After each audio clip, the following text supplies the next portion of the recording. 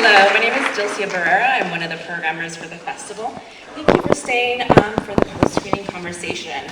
Now help me welcome back to the stage the director of Zola, the wonderful Janicza Bravo.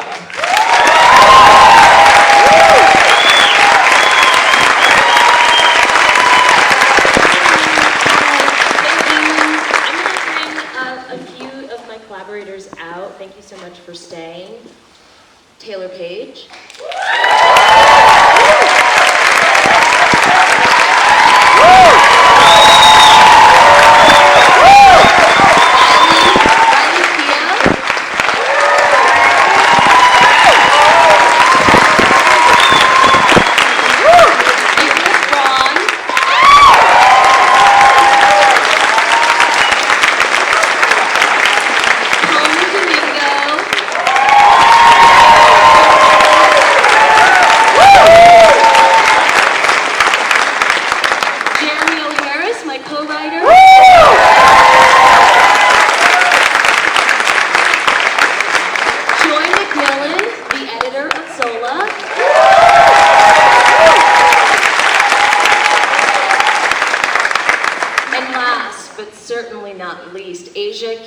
The teller of the tale.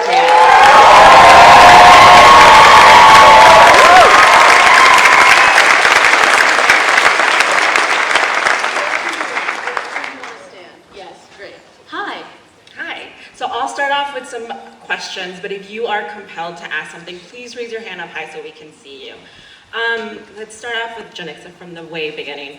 When did you first hear about the Zola saga, and why were you so compelled to put this on screen? I read it on Twitter, like I said at the top, in October of 2015 when it came out. I was immediately obsessed. It was the voice, her voice. It was so thrilling and compelling to me, the agency and the confidence that you could set this environment, the environment of this film, and make it funny and upsetting and stressful, but most of all funny, because my space that I feel the most comfortable in is in sort of stressful comedy, and it really spoke to me. Thank you. And it really spoke to me, and I knew that I wanted it. It was, in a way, I mean, she's sort of like a real-life superhero, right? I feel her voice is the voice I wish I had, or maybe the quietest voice inside of me. And in terms of a collaboration, this is such a collaborative. So far. Yeah. Oh, sorry guys, it just feels weird. This is such a collaborative effort. Can you talk about your collaborators, from the cast to your co-writer? When did you decide to put this team together? How did you decide to put this team together? I think of everyone on the stage, well, the first is Asia, and so I feel, I'm brought to her, she's brought to me. Jeremy is the second person brought on. He is my co-writer. When I got the job, I knew that I wanted to write this piece with someone who felt perhaps more tethered to their phone than I am, and I wanted to be able to play and arrive at this vocabulary that I felt he and I could do together. I feel like it's better if they talk about it, but you get it. Thanks so much. And then the order is Taylor, then Coleman, then Nick, then Riley, and here we are. And Joy somewhere in there. Yeah. Is this the first time the cast has seen the film, and what are some of your initial reactions? The honest answer is no, but the answer we tell everyone that worked on it, our producers, is no, they've never seen it before. So, but what were some of your first reactions when seeing the story finally up on screen?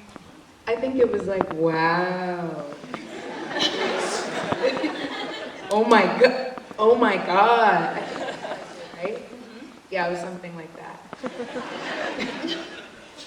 For me, I was like reliving it, so it was a surreal moment. I was kind of frozen. I was no wow. It was more like, okay, yeah, that's happened. Yeah. So to see it again, like relive it, see it in film, and the way that they nailed it, like, yeah, it was a surreal moment for me. I'm feeling wow, girl.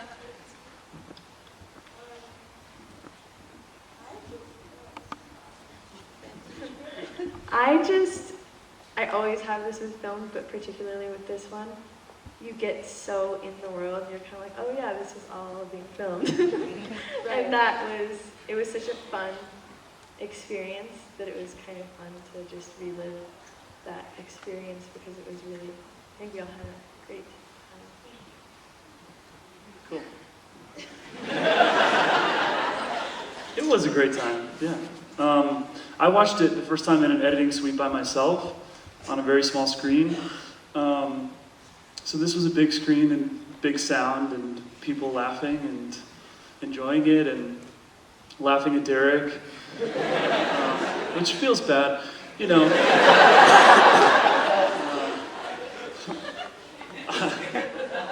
He's loyal, so. But first of all, it was so nice to be in a movie like this. Because I'm a British actor, and it's nice when I get to use different accents, and great to be an American once in a while, so thank you very much for this. But actually it was really, really cool, because the way we bonded, we shot this down in Tampa, we became such a, we were taking their images of us, like we took naps together, these long shoots, and just loving on each other, because also we felt, we wanted to get into all the grittiness of what we were dealing with and the honesty of it. And also the playful sense of it, about how you can, you can be playful and you can slide to some dark territory, and that's very human. And so I think we were just all really embracing that spirit and coming together, with so much love, because we had to do so much, weird and harrowing work. Thank you very much. Speaking about the human, one of my favorite scenes or parts of the movie is when you switch in perspective. How important was it to have the second voice tell the other side of the story? I remember that when it had come out, when Asia had tweeted this story and I had started to do dramaturgical research on it, most of the articles written about her story questioned the validity of it. And I think women of color particularly experience this when you speak your truth. I think the validity of the thing that you were talking about comes in question. And so I had done, in my research, the character that Riley and Nick are also loosely based on had also told their version of the events, one on Reddit, one on Facebook, and the movie in a way is a kind of love letter to the internet and cell phones and screens, and so I felt that I didn't want to walk away from the movie and have anybody ask me, well, what did Stephanie think? And I was like, you know what she thinks, it's here. And so that's why. Jeremy, do you have anything to add? The fun thing about the whole movie, working with Janicza, was that for 3 months I got to be in a really intense film school, because I didn't go to film school, I went to drama school. And one of the things about Janicza is that she reminds me of my mom in the sense that my mom was always like, when you clean the house, sorry Janicza, but my mom would be like, when you clean the house, don't do your level of clean, do my level of clean. And so with Janicza, it was don't write your level of details, write my level of details. And I was like, okay. So it was the carpet had 4 lint hairs on it, and things like that. And when we were looking at the thing, I was like, my only superpower I can bring here, besides my youth, is my attention to detail is only the details of structure. And the cool thing about Asia's structure as a writer is that the first act of her piece, she sort of welcomes everyone into the world who doesn't understand how the work of sex work stripping works. So there's all these weird details where she's like, back page means this means that. And you're like, oh, cool, that's interesting. And then the second act, she's just like, okay, now we're on a ride. You don't need any more information. I'm just going to give you the facts of it.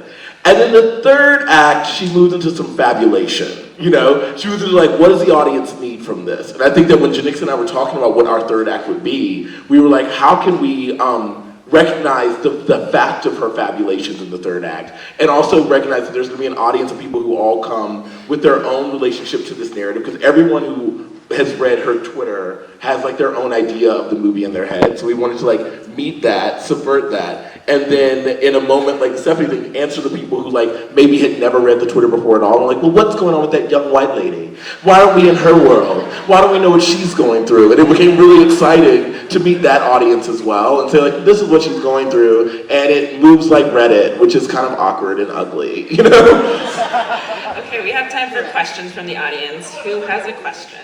Yes.